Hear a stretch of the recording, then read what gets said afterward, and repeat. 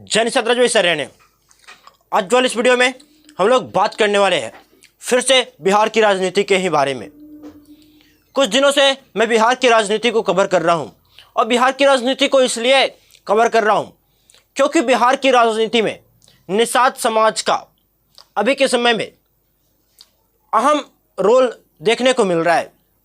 परंतु अभी के समय में जो खबर आ रही है उसके अनुसार एनडीए गठबंधन में जा रहे हैं मुकेश सहनी जी को एक बड़ा झटका लगा है, क्योंकि मुकेश सहनी जी को कितनी टिकट मिल सकती थी, कितनी सीटें मिल सकती थी, इस पर सस्पेंस बना हुआ था। और वह तब तक बना हुआ था जब तक चिराग पासवान को टिकट ना मिल जाए, चिराग पासवान की सीटें क्लियर ना हो जाए। तो अभी के समय में जो खबर आ रही है उसके हिसाब से चिराग पासवान को 5 सीटें कन्फर्म हो गई है। बट अभी के समय में मुकेश सहनी का कोई भी जो मामला है वो कन्फर्म, वो सही साबित होते हुए नहीं दिख रहा है।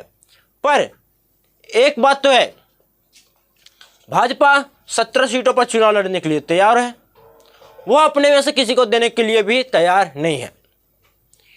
और यहीं पर जेडीयू वो भी 16 सीटों पर चुनाव लड़ने के लिए तैयार है, वो भी अपने में से एक भी सीट किसी को देने के लिए तैयार नहीं हो रही है। बट मुकेश सहनी जी के द्वारा नीतीश कुमार का आए दिन बड़ाई करने के चलते हो सकता है जेडीयू के कोटे से मुकेश सहनी जी को कुछ सीटें मिल जाए, यानी कि 2 से 3 सीटें जो जेडीयू कोटे के है 16 सीटों में से, उसमें से 2 से 3 सीटें मुकेश सहनी जी के पार्टी यानी वीआईपी पार्टी को मिल सकती है।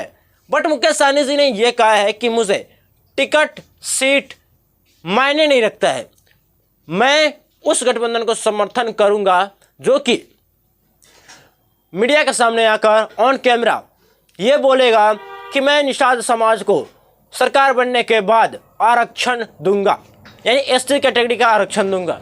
एक ही मुद्दे पर वो अड़े हुए हैं, इसलिए अभी के समय में किसी भी गठबंधन में उनका कोई भी मेलजोल नहीं हो पा रहा है, कोई भी उन्हें स्वीकार नहीं कर पा रहा है या फिर अभी तक कन्फ्यूजन बरकरार है।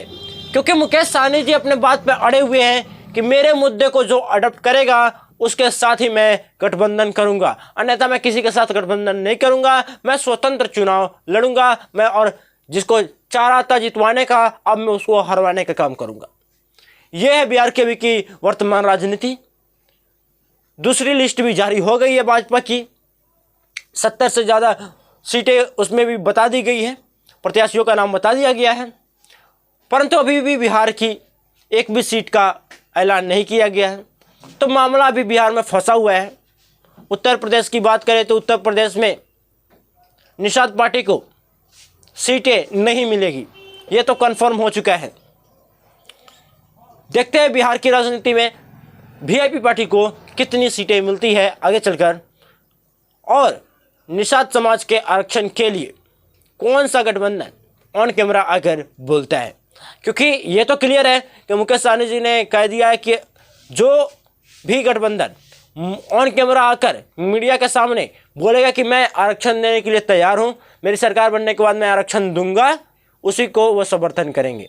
अब देखते हैं कौन सा गठबंधन ऐसा करता है। अगर वो दोनों में से कोई भी गठबंधन ना किया तो मुकेश सहनी जी स्वतंत्र चुनाव लड़ेंगे, और देखते हैं आने वाले समय में निषाद समाज की पार्टी को, वीआईपी पार्टी को कितने प्रतिशत वोट मिलते हैं और वो किसका खेल बिगाड़ते हैं। कुछ ही दिनों में सारी बातें क्लियर हो जाएगी, मैं उस पर भी वीडियो लेकर आऊँगा और बताऊँगा आपको कि आने वाले समय की राजनीति और रणनीति कैसी है।